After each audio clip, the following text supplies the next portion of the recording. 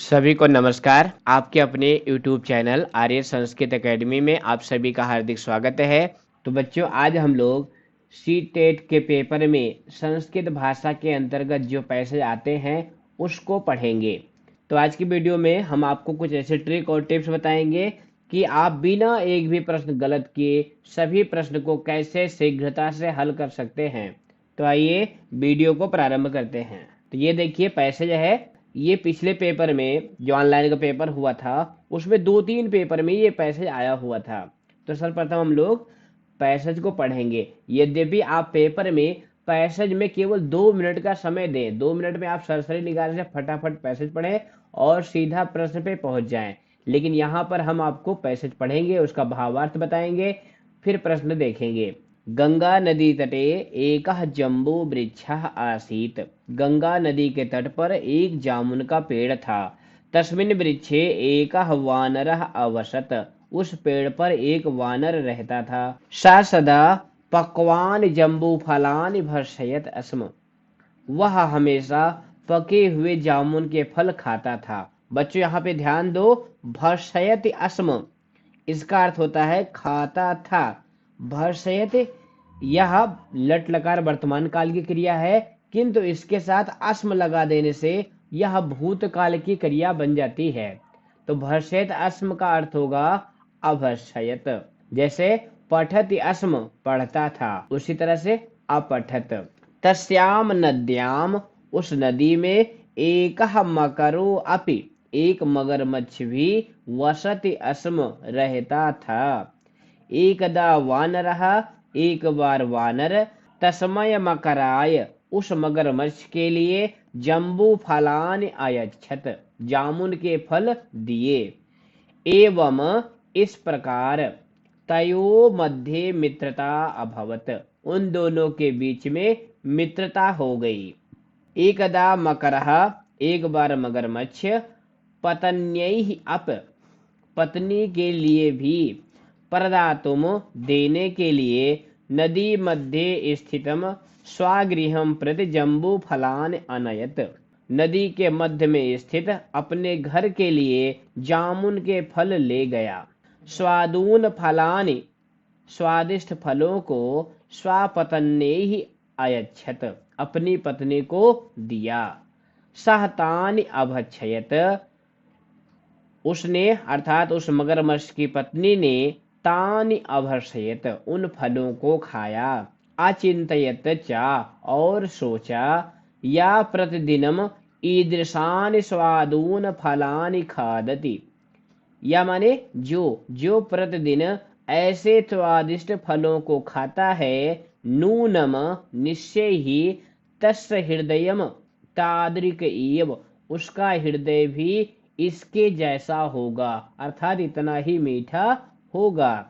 अतो अहम इसलिए मैं तस्य हृदयम उसके हृदय को अवश्यम भर्षयाम इत अवश्य खाऊंगी इत ऐसा सोचा। सा मगरमच्छ की पत्नी ने स्वस्याह इच्छाम अपनी इच्छा को मकरम प्रति अवदत मगरमच्छ से बताया।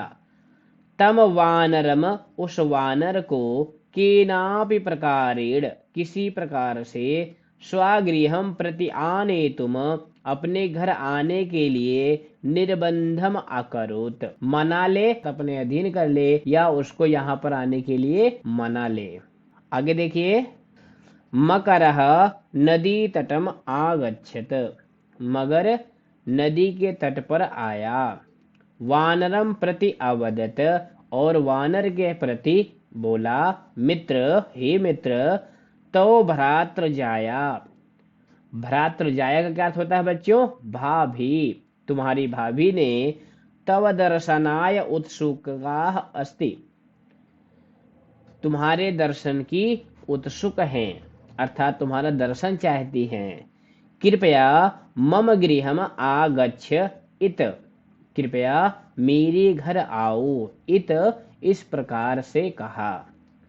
सरल स्वभाव वानरः सरल स्वभाव वाला वानर मकरस्य पृष्ठम आरोहत मगरमच्छ के पीठ पर बैठ गया। प्रस्थानम चा अकरोत, और प्रस्थान किया। मकरः नदी मध्ये वानरम प्रति, मगरमच्छ नदी के बीच में वानर से कहता है, मित्र, हे मित्र, मम पत्नी तव हृदयाय स्पृहति, मेरी पत्नी तुम्हारे हृदय को चाहती है। स्पृहत का क्या अर्थ होता है बच्चों? चाहती है। एतेव, इसलिए, त्वाम गृहम नयामि, इसलिए तुम्हें घर ले जा रहा हूं। इत अवदत, ऐसा कहा। मकरस्य अभिप्रायम वानरः ज्ञातवान, मगरमच्छ के अभिप्राय को बंदर जान गया। सपदि शीघ्र ही सह चतुरः वानरः, उस चतुर वानर ने मकरम प्रति, मगरमच्छ से कहा, मित्र, हे मित्र, किमर्थम त्वम प्रथमम एव एतत् न अवदः, किमर्थम, किस लिए तुमने पहले ही मुझे यह नहीं बताया। चिंता मास्तु, चिंता मत करिए। मम हृदयम तो वृक्षे एव अस्ति, मेरा हृदय तो पेड़ पर ही है। माम वृक्षम प्रति नय, मुझे वृक्ष की ओर ले चलो। इत अवदत, ऐसा कहा। मूर्खः मकरः, मूर्ख मगरमच्छ ने वानरम नदी तटम आनयत, वानर को नदी के तट पर ले आया।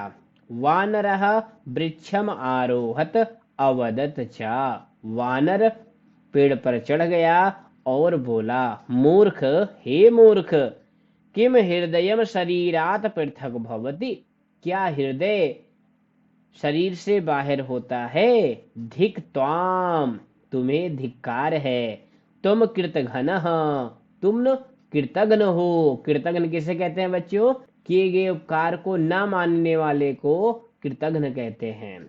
गच्छ, जाओ। आवयोः मैत्री समाप्ता, हम दोनों की मित्रता समाप्त हो गई। इतना पैसेज दिया गया है। अब आइए प्रश्न को देखते हैं। जम्बो वृक्षः कुत्र आसीत, जामुन का पेड़ कहाँ था? तो कहाँ था? सागर तटे, तराग तटे, कावेरी तटे, गंगा नदी तटे। तो देखो बच्चों, पैसेज में आया हुआ है पहली लाइन में, गंगा नदी तटे एकः जम्बो वृक्ष आसीत। तो फटाफट बताइए इसका क्या उत्तर हो जाएगा? गंगा नदी तटे। तो हमने बताया ना कि आपको 2 मिनट में सरसरी निगाह से फटाफट पैसेज पढ़िए, फिर प्रश्न देखिए, फिर पैसेज में उसका उत्तर ढूंढिए। समझ गए? बहुत अच्छे। दूसरा प्रश्न है आपका, वृक्षे कः अवसत, पेड़ पर कौन रहता था? उल्लूकः, वानरः, कपोतः, काकः। तो देखिए पैसेज में लाइन क्या आई हुई है, तस्मिन् वृक्षे एकः वानरः अवसत, उस पेड़ पर एक वानर रहता था। तो इसका उत्तर हो जाएगा वानरः। अगला प्रश्न है आपका, वानरः कीदृशानि फलानि अभर्षयत्, वानर कैसे फल खाता था? भ्रष्टानि, उच्चिष्ठानि, अभुक्तानि, पक्वानि। भ्रष्टान का अर्थ होता है भ्रष्ट, उच्चिष्ठान का अर्थ होता है जूठे, अभुक्तान का अर्थ होता है न खाए हुए, और पकवान का अर्थ होता है पके हुए। तो पैसेज में जो लाइन आई हुई देखिए उसको, ये लाइन है, सह सदा पक्वान जम्बू फलानि भर्षयति अस्म। तो इसका उत्तर हो जाएगा पक्वानि। तो बच्चों आप देख रहे हो ना कि 2 ही लाइन से 3 प्रश्न आपके सही हो गए। इसीलिए हम आपसे कहते हैं फटाफट 2 मिनट में पैसेज पढ़िए, फिर उसका उत्तर ढूंढिए। तो ज्यादातर उत्तर आपको प्रथम अनुच्छेद में ही मिल जाता है। यही ट्रिक है, यही टिप्स है। आगे देखिए अगला प्रश्न, मकरः फलानि कस्यैः दातुम अनयत, मगरमच्छ फल को किसको देने के लिए ले जा रहा था? स्वपत्न्यैः, स्वपुत्राय, स्वपित्रे, स्वामित्राय। तो पैसेज में देखिए आया हुआ लाइन आई हुई है कि एकदः मकरः पत्न्यैः अपि प्रदातुम नदी मध्ये स्थितम स्वगृहं प्रति जम्बू फलानि अनयत। तो इसका उत्तर क्या हो जाएगा? स्वपत्न्यैः। एक बात और बच्चों, यहाँ पर देखिए प्रश्न में प्रश्न बोधक पद है कस्यैः, ध्यान से सुनिएगा। प्रश्नबोधक पद है कस्यैहि। यह किम शब्द का स्त्रीलिंग में चतुर्थी विभक्ति एक वचन का रूप है। तो इससे ये पता चल गया कि जो पद होगा वो भी स्त्रीलिंग में होगा, चतुर्थी विभक्ति एक वचन में होगा। तो मान लो जिन बच्चों को इस प्रश्न का अर्थ ही नहीं आता, क्योंकि कुछ बच्चे संस्कृत नहीं पढ़े रहते हैं फिर भी वो सीटेट पास करने के लिए संस्कृत ले लेते हैं, तो उनके लिए यह ट्रिक काम की है। तो यहाँ पे देखिए कस्यैहि, यानी या के ऊपर डबल मात्रा, तो जहां पर या के ऊपर डबल मात्रा होगी वही पद इसका उत्तर होगा। तो इस तरह से भी आप प्रश्न के उत्तर को कर सकते हैं बिना प्रश्न का अर्थ जाने। समझ गए? बहुत अच्छे। आपका अगला प्रश्न है गर्ष आवयोः मैत्री समाप्ता इत कः उक्तवान। इस लाइन को किसने कहा? मकरः, मकर पत्नी, वानरः, मूषकः। तो क्या हो जाएगा उसका उत्तर बताओ बच्चों। पैसे में देखिए लाइन आई हुई है, मूर्ख किम हृदयम शरीरात पृथक भवति धिक त्वाम त्वम कृतघ्नः गच्छ आवयोः मैत्री समाप्ता इत। अब इस वाक्य को किसने कहा है? बहुत सही, किसने कहा है? वानर ने, क्योंकि मूषक का इस पैसेज में कोई जिक्र ही नहीं है, तो ये तो पहले से बाहर हो गया। आपका अगला प्रश्न है निर्बंधम इत अस्य समानार्थकः शब्दः। निर्बंधम इसका समानार्थक शब्द है भयम, क्रोधः, परतंत्रम, हठः। तो पैसे में देखिए कहाँ आया हुआ है, तम वानरम केनापि प्रकारेण स्वगृहं प्रति आनेतुम निर्बंधम अकरोत्। तो पैसेज में निर्बंधम का अर्थ है परतंत्र करना, अर्थात उसे आने के लिए मना लेना। तो इसका उत्तर हो जाएगा परतंत्रम। तो आप देख रहे हैं ना, पैसेज से कुछ वैसे प्रश्न आते हैं जिसका उत्तर सीधा मिल जाए, और कुछ इस तरह से प्रश्न आते हैं कि इसका पर्याय पद क्या होगा, इसका विलोम पद क्या होगा, विशेषण विशेष क्या होगा, इस तरह के प्रश्न भी आते हैं।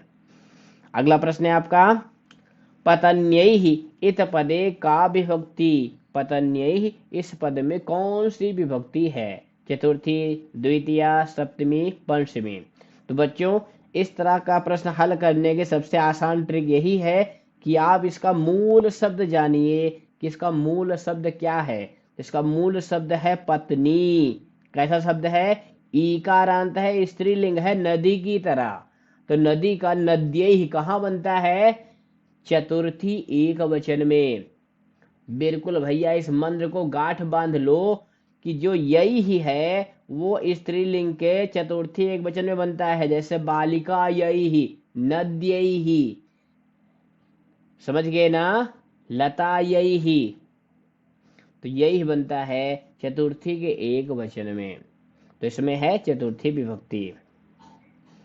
आपका अगला प्रश्न है सपदि इत अस्य पद निर्देशम कुरुत। सपदि इस पद का पद निर्देश करिए।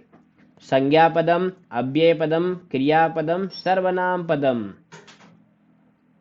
तो सपदि अव्यय पद है। कैसा पद है? अव्यय पद है। अव्यय पद जानते हैं ना, क्या परिभाषा होती है अव्यय की?